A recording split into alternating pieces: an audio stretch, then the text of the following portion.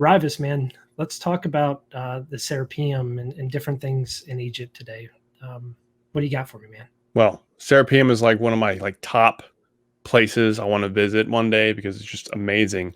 And it's located, I think, north of the stepped pyramid of Djoser. And for those that don't know, this is the stepped pyramid of Djoser, supposedly the oldest pyramid in Egypt. And not too far from the stepped pyramid is where we find the Serapeum.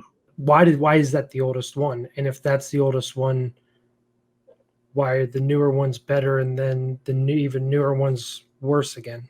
Well, my first question would be, are the newer ones younger? How do we know?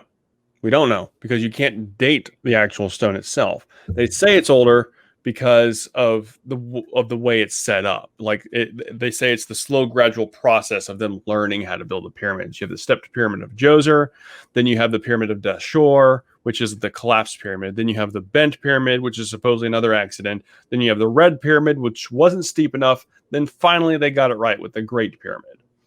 They say it's just the process of building pyramids is what they basically say it is. So that's how they base their timeline. From what I understand, yes. The thing is, the Egyptians have been inside these pyramids. Not all of them, but many of them. And Djoser was one that they were coming in and out of. So any carbon dating or dating at all would just lead to them when it comes to that dating method. But you can't date the stone. Right. That's the problem. You have no idea when that stone was originally carved and set there. There's no way to know that. My thought was the Egyptians, or the people who live in Egypt now as we know them to be the Egyptians, came across the three bigger pyramids and the Sphinx, and some of the the Serapeum and these different things, and they found it, and then they tried to mimic that in building these smaller pyramids and never could achieve what they achieved in that regard. That's just kind of my view on it. I don't know if that's true or not. That just makes the most sense to me. Because, why wouldn't you try to replicate it? If you see these massive pyramids, oh, wow, can we do that? And then they're trying to build their pyramids. And if you go and look at any of these other pyramids, now, granted, a lot of them have been purposefully destroyed, but the biggest, oldest ones are clearly superior then. So how are the first ones the ones that have lasted the longest? Because they were recognizable. They were made by completely different people with a different technology. I agree with you. And I also think that's the case when it comes to the Serapeum, because it's said that these were carved around the time of Ramses II, I'm pretty sure. And and it consists of galleries, is what they call them. The main grand gallery and then the lesser gallery is what it's called. And here I have a picture of the entrance into the Serapeum. Now, this has been renovated and changed all sorts of different times throughout history, so this is not what it originally looked like, obviously. But these stairs lead you down into the first chamber of the Serapeum. And here is a map and layout of the Serapeum. So here we have the Grand Gallery, where we find the large granite 100-ton boxes. Then over here, this crazy mess area is called the Lesser Gallery, where they found boxes and remains of Apis bulls, which was a sacred bull to the Egyptians. They thought it was the reincarnation of the god Ptah. I'm pretty sure that's how you pronounce it, or Ptah, whatever you want to call him. So really sacred bull, and they were found in the Lesser Gallery in these wooden boxes and stuff like that. But because these tunnel systems are connected, they say that the granite boxes that we're getting ready to look at were made by the same people and were for the same purpose, to bury Apis bulls in. And here's a picture of what the Apis bulls basically look like. I don't believe that this one is directly from the Serapeum, but this is just an idea of how they would actually bury the bulls. And they would, put paint on them, make them look as lifelike as possible, and then bury them underground. And this went on for a really freaking long time. Basically, they would pick the bull that they just basically, figured out or decided was the reincarnated god.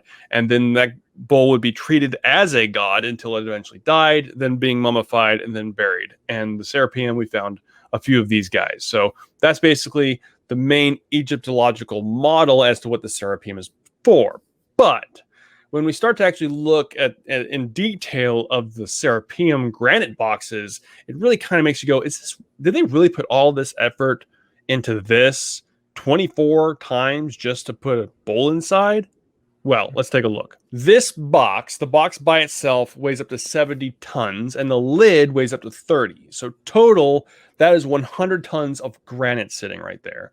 And the surfaces are perfectly flat, like remarkably smooth and flat, and have been polished to a mirror's reflection. You can see your face reflecting in the side of the box, which is remarkable. And there's 24 of these things. Not all of them have been completely polished, and one of them is actually still sitting in the hallway where you can see just how tight the space was the workers had to deal with. It is hard to tell exactly how cramped the spaces we're talking about, but basically imagine somebody standing next to this and their head comes up to the top of the box is how tight the space is here. So there's not a whole lot of room to manipulate 70 tons of stone through these hallways. And for those of you who don't know, 70 tons is like 140,000 pounds. I think it's around there. So that's really freaking heavy. And there's nothing underneath the box. There's no like, sleds or anything like that. It's just literally sitting on the rock itself, along with its lid, just sitting there on the ground, abandoned in the hallways. This is a box that didn't make it to its final resting place for whatever reason. So we gotta have a glimpse into what was kind of going on in these hallways. And this is unfinished stone. It's been roughly cut, but it hasn't been polished or finished yet. The polish happened in their final resting place in these pits. So, okay, so it's in the middle of the hallway. There's nothing under it. There's no wood fragments. There's no rope fragments. There's nothing compressed. That they've lifted it up and looked. Well, they haven't lifted it, but like, if there was like any type of structure or something underneath it would be lifted off the ground. Out. Yeah. Yeah. That tunnel's so tight. Yeah. I have so many questions. First of all, they dug the tunnel. Yes. Right. An artificial cave. Right. And that's deep tunnel without air ventilation. Right. Yeah. Okay. So that begs to question the ability to cut oxygen. How are they seeing? Right. All that kind of stuff. Because one of the problems is that, for the thousands and thousands of hours required inside this cave system to be able to polish the stone and shape it the way they are, which we're going to get to, there should be soot caked to the ceiling of this cave system. Yeah. There's basically none. There's not enough soot to accommodate for those thousands of hours of burning torches or whatever light source. Because and you can't use mirrors. You get these people that think that the movie The Mummy is at all credible when they turn the mirror and it just lights up this entire room. No, guys, you can't reflect light efficient enough into a cave system that's 600 feet long. Yeah, it's still completely black at the end of that cave. So how are these people seeing? You mentioned ventilation. You have all the toxins from a flame going into the air, also absorbing all of the oxygen. Then you also have the dust from the actual carving of the granite itself. You take a chisel and you hammer granite with it, all this dust and debris goes up into the air, which would eventually just consume the air, making it unbreathable.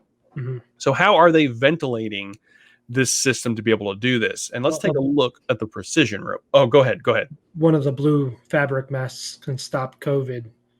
The most deadly virus in human history. I'm sure that a simple piece of cloth would have been sufficient for them in a cave environment with minerals and toxins in the air, right? Up until the oxygen is gone. Yeah. And then it doesn't matter what you wear on your face. Yeah, that blows my mind. That, and just looking at it, right? So it's going to take a lot of people to move that much weight. How are they going to fit in the tunnel to move said box? How the room to move it, there's so many questions. Could we get enough men equivalent to who they were to put a rope around it and pull it? Can we now, the way that we believe they did it, finish the work? Well, I mean, you can barely fit like a few dozen people around the boxes in their final resting place. And it would probably take more than that just to get it to move. That's why I don't believe that it was ancient, as in near ancient, or the Egyptians as we know them that built them. I can't believe that is not physically possible without some type of technology to help them see, to help them breathe, to help them move, to help everything. How is that even possible? I don't know. I do not know. And I don't think the current explanation satisfies. It just doesn't. It to me, it just seems like a slapped on there answer just to get people to stop asking questions. Yeah. And the questions come when you look at the actual boxes themselves. And this is where it just blows your mind with the amount of precision we're talking about. Just take a look at the perfect corners on the inside of this box. Now, the box itself is carved from a single stone. So they had to hollow the top of it from the top down to create the inside. And again, this is granite. So we're talking on like a 7 and 8 on a 1 to 10 scale of hardness, diamond being 10. Supposedly, the ones carving this stone had copper, which is like around a 3 on that period on that table. So is it really possible just to use abrasive rubbing to cause these kind of angles and perfectly flat surfaces? And isn't it believed that the lids were cut out of the same stone, so that that's one solid piece of stone? The lid is cut off, the center is dug out with precision, and then that lid is put back on top in its resting place. Yes, and the corners are remarkably perfect 90-degree angle corners that come to like a ballpoint pen precision in the actual corner itself. You can take a ballpoint pen and put it in the corner, and it fits perfectly in there. And the lines are perfectly straight. Okay, these people are working in a cave with limited light, oxygen, everything. We today don't have the equipment to fit in the cave system to do this. That's what I'm saying. We can't. Can we even do that now with our technology? No. And if you're telling me that they did it with their technology, prove it. Just do it. I know. The problem is that it's super expensive. Just to make one box is going to cost you over $100,000. Just in the raw stone. That doesn't even involve like the man work required. That's the raw stone by itself is over $100,000. So that's remarkable. And this is a look at the inside corners, and we're talking about a 3-wall corner here, by the way. Okay, so how are they getting a tool in that corner to make it such a fine point? Like, chip. I guess, man. And people say that, people have demonstrated that you can use granite and make a recessed 3-wall corner like you see here. But the problem is that if you go watch the people do it, it's on this little tiny stone, and they're able to manipulate all around the stone wherever they want in a perfectly lit room. Yeah. And I'm like, you didn't prove anything. You just proved that you can make a recessed corner, chipping it away with another piece of granite. I need you to now polish it and keep it a completely flat surface for 8 feet. Can you do that? 8 feet. It just doesn't make sense to me, man. I don't think it does either. I really don't think it does either. And another thing is that, it's a remarkable polish too. We're talking to like the micron of smoothness on the studies that they've done here. And this picture kind of really illustrates how remarkably polished it is. So we can see here, we have a corner right there, and you have the floor here, and you can see in the wall, look how polished that stone is. You can see the details right here in that stone. You can literally see your face in the stone. Now, I've never been there, but from the people that I've listened to that have been there and taken a bunch of, actually a really good source is UnchartedX. He's got a great series talking about these boxes. Cannot recommend his channel enough. Really good stuff. It's good content on his channel. He's done a lot of trips. So yeah, we're talking a decent amount of stone that had to be removed from these boxes to get it that way. And I guess you could say that they were using tube drills to drill out the majority of it. But when it comes to making it that flat and that precise is where I always have the problem. They say that you're able to use granite against granite with an abrasive material in between with water, and you slide them back and forth for a long period of time, and it'll eventually smooth down, which it absolutely does. And you can get it really freaking flat. How are you doing that to the inside of this box? Yeah. In the environment. in that considering environment, the environment, the lighting, the air quality. because here's the thing, they would have to hold the stone and rub it like this on the side of the inside of this thing For hours, for hours. and We're talking like days, a and large slab that you would have to manipulate. Like, come on, like there's got to be a better explanation. There just has to be, and I think there is. Now, you had the thought of how are they transporting these things in the cave system? Well, I have thought about this because you can't get enough people in the cave system to even budge the stone. Mm-hmm. So how are they moving around? And I made a TikTok about the boxes not too long ago, and somebody made a comment on them on like, what if they used oil?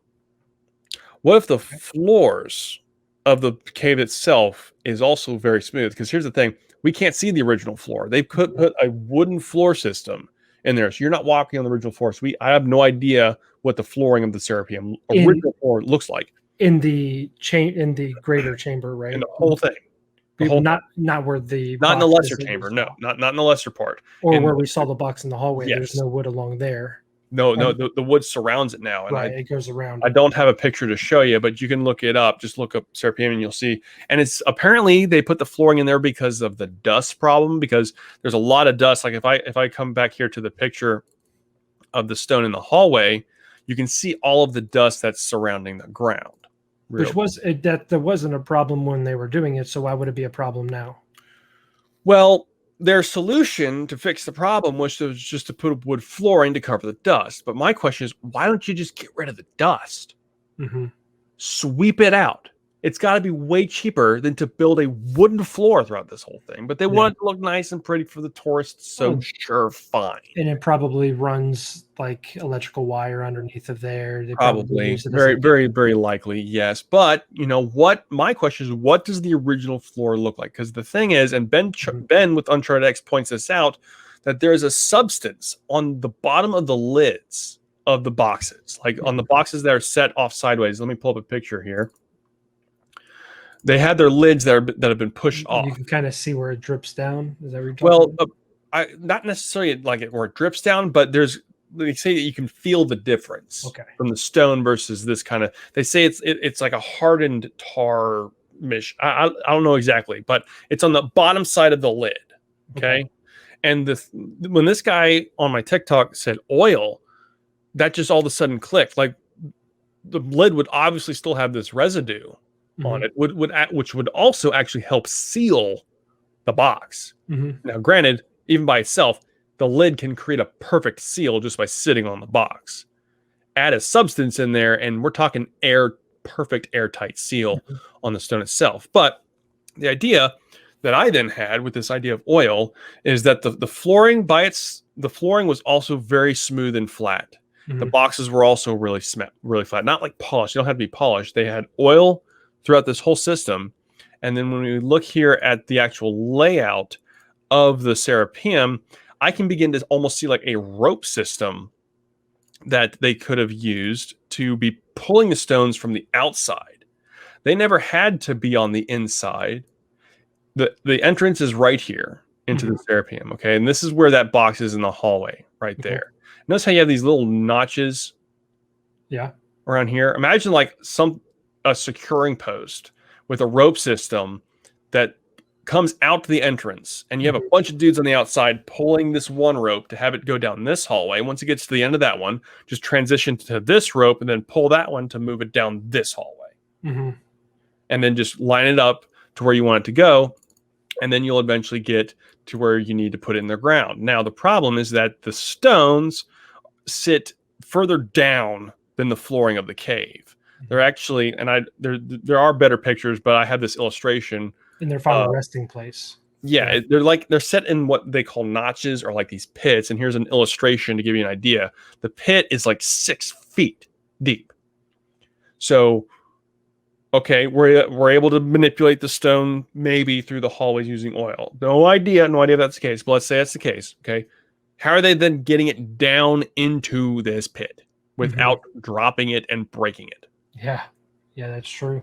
Because you can't get enough people in there. And like maybe, like what if, just speculating, maybe they filled the pit with sand and they push it into the sand and then like pulled the sand out, but I mean, how well can you even control that with a freaking 100-ton box? Mm-hmm.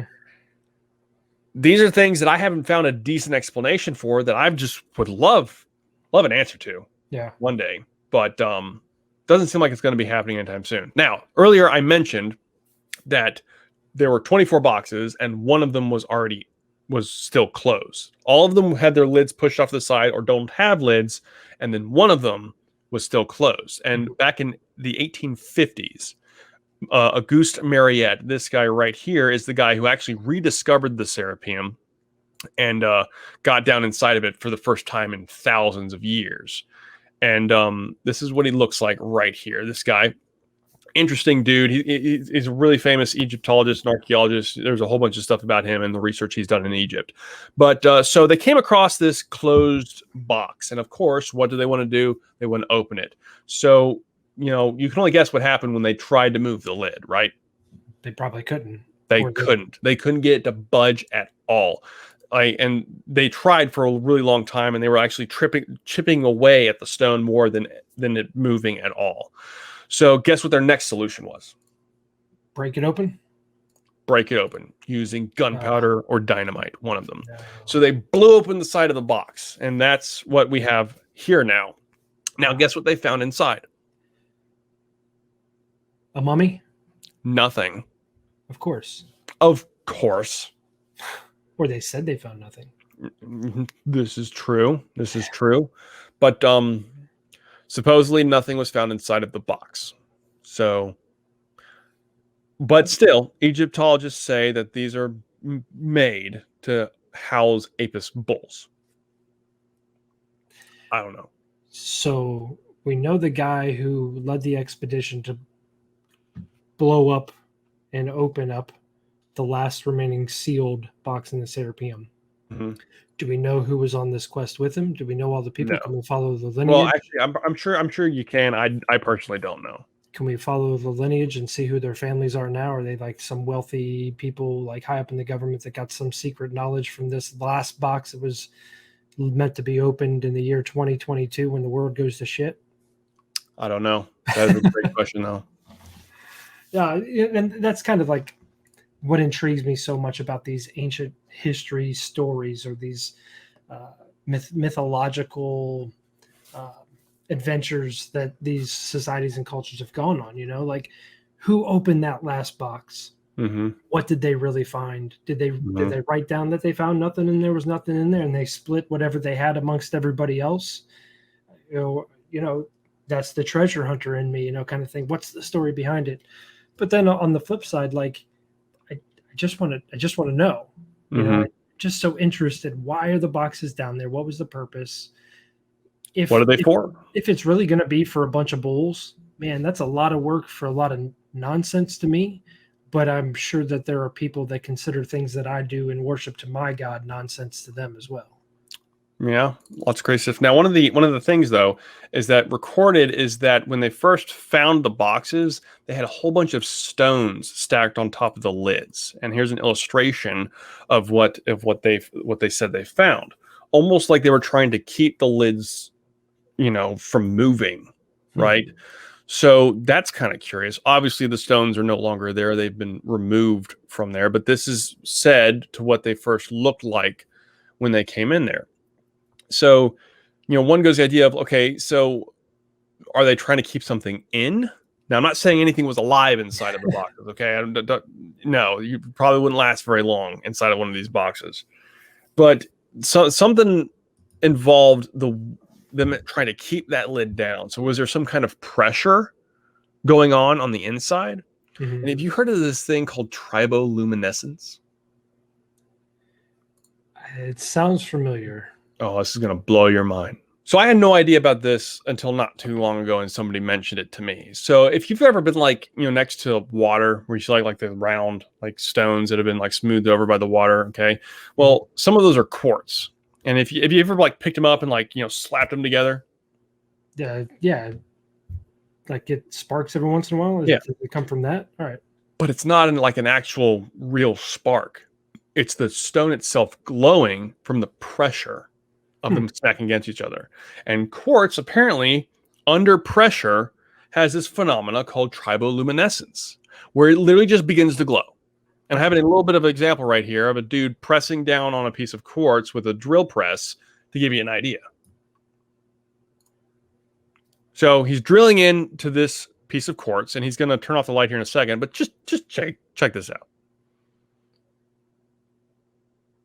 Oh, that's cool, man. That's nutty. That's just from the pressure of the drill pressing down and the friction of it rotating around. Yes. And I feel like if it wasn't rotating, it wouldn't be like flashing like that. I don't know, but I think it would just be like a consistent glow. Yeah, I'm wondering if, because it's not smooth, you know what I mean? Maybe if it were down to a smoothness with a flat surface pressing on that flat surface, look how bright it gets. The whole thing would glow.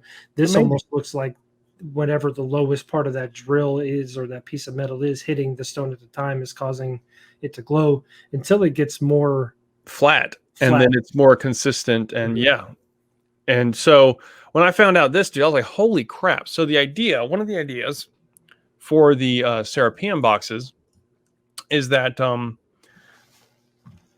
they did put a bowl inside of the box with a bunch of other chemicals and then close the lid. And the decomposition of the bowl releasing the gases created this, pressure inside the box to press on the outsides to cause it to glow from the quartz we find inside of the granite. It's interesting. Do you think it would only be the bits and pieces of quartz and not the whole thing glowing? I have no idea. I think that'd be an amazing experiment to try to do. The thing is, we need a massive granite box. Yeah. Cut from the same stone, finished to the same degree, put in the same environment. Or hear me out. We just use one of them. Well, that's Egyptian antiquity. You can't do that. I know. They would probably be upset with me. But what if somebody did, okay, even to scale, say it's not to that size, but it's an accurate scale dimension down to the 10th degree. Yeah. Is it possible to do it then, or is it not possible because it doesn't have the same weight? Mm-hmm. You know what I mean? Like, there's so many things that, man, there's so many different possibilities that maybe it could be. I mean, if they were used for or for bulls, they will decompose, causing pressure, obviously. Is that enough pressure?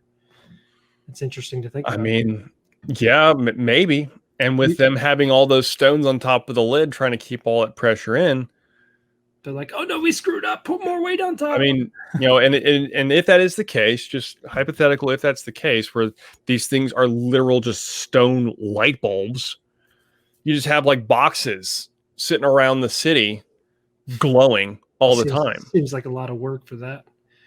Think of all the work we do for our, light systems. Yeah, but it's more efficient now, obviously. Is it though? Well, I mean, considering what that would have been used for if that was their lighting system. If they figured that out, who knows what else they were capable of, and clearly their techniques are flawless, because it's like nothing apparently to do this. Especially with primitive tools. Oh yeah. If they could do it with primitive tools, imagine what they could do today. You going back a little bit to you talking about the possible oil on the floors to move these boxes.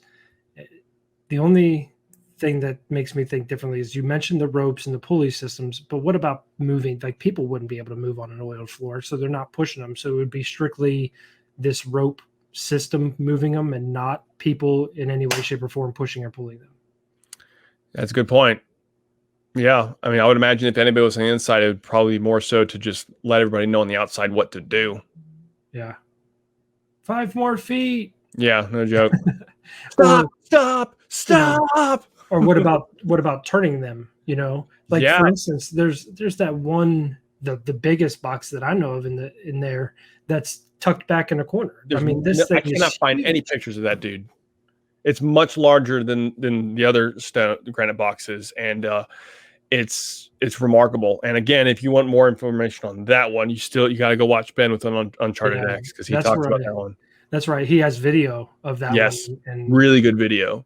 And it's amazing because I'm pretty sure this is the case. Like, so you have like the box itself, and then on the lip comes down and then angles out again and then goes down into the box. So there's like this step down for the step shape. And then on the bottom of the lid, it's also stepped. So once that thing gets closed, you have to physically lift the lid to get it off. You can't slide it. Yeah. And the lid itself, again, cut from the same stone that the body is weighs even more than the other boxes do, right? Yeah. Oh, yeah. It's much larger. I don't know the numbers on that huge. one. It's massive.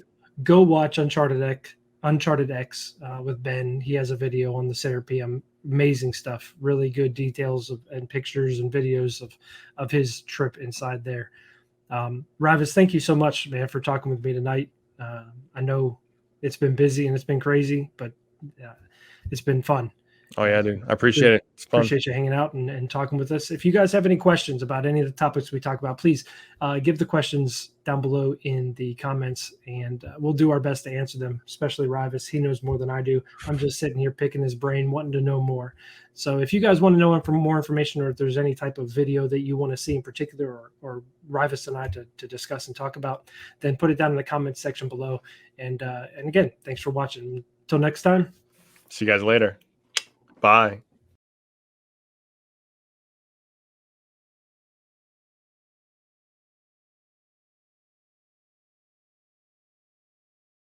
Sidebar here.